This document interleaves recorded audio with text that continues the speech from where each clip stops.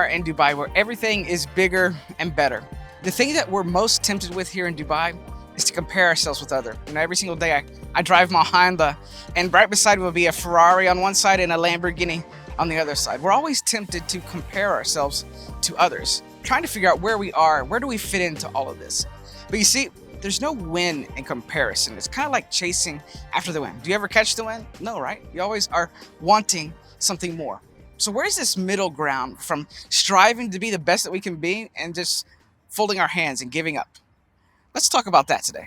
So sometimes Jesus would teach using a parable. And a parable is simply, it's a made up story. It didn't really happen, but he would tell a parable in order to make a point. And sometimes whenever he taught this parable, he would finish the parable and go straight into another parable and wouldn't explain it.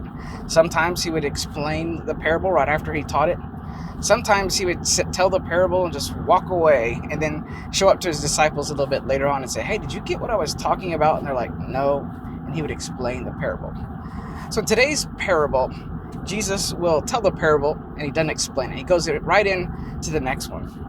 But when you read all of the parables together, you're able to understand the point that he is trying to make. So today's parable is parable of the talents. You may have heard this before, but a talent is simply a measurement of gold. It was about 15 to 20 years of income. It was around 20 kilos of gold or silver, which was obviously a lot of money.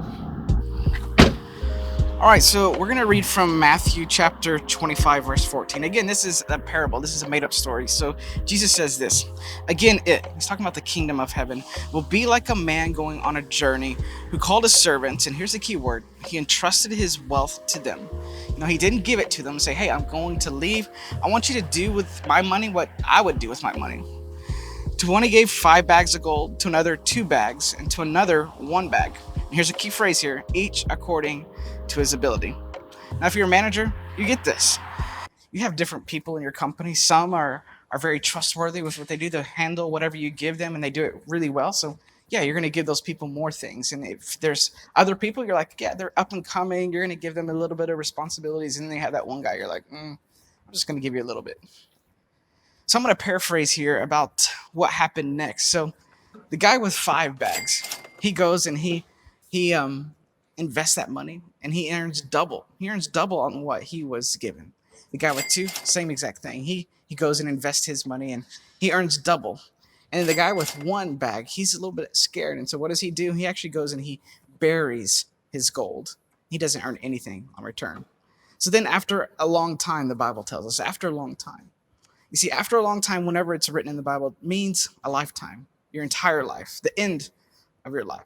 So after a long time, the master returns, and this is what he says to the guy with 5 bags. His master replied, well done, good and faithful servant. You have been faithful with a few things. I will put you in charge of many things. Come and share your master's happiness. Now, he's excited, right? Again, now for the second guy who has 2 bags of gold, same thing. He comes back and he's excited and he says, hey, come and share your master's happiness. But then the soundtrack changes. He goes to the guy with just 1 bag of gold who went and hid it under the ground. It says the man who had received 1 bag of gold came. Master, he said. And it's so interesting. He didn't begin with, you entrusted me with this wealth to do something with. He's like, Master, you came, and he's about to make some excuses. Before I tell you what I didn't do, let me kind of tell you why it's a little bit your fault. He said, I knew that you are a hard man, harvesting where you had not sown and gathering where you had not scattered seed. I know you're a winner-take-all type of guy. So I was afraid.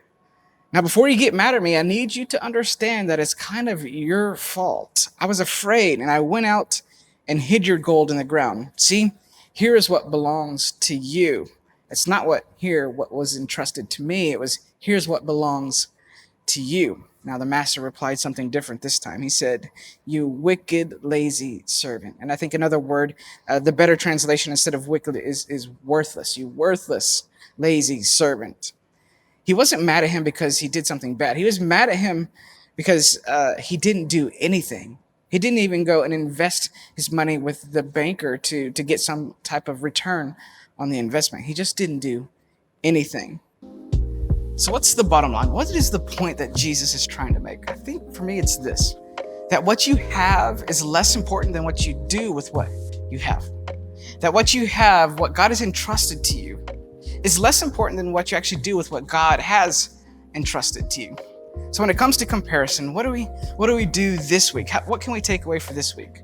I think it's this, that you should look and celebrate what other people have, but then leverage what God has entrusted you to do. Make yourself better every single day. Look, I hope this has been helpful. Hope you've had a great day, a great month, and a great year. Thanks for being here. We'll see you next week.